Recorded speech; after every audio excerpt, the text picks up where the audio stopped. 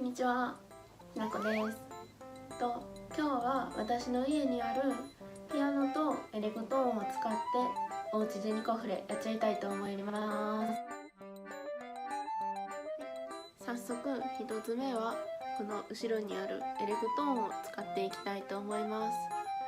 どっかで流れてていつも何気なく聴いてる音楽をいろいろ弾いてみようと思うので、最後に答え言います。なのでよく考えて聴いてみてください。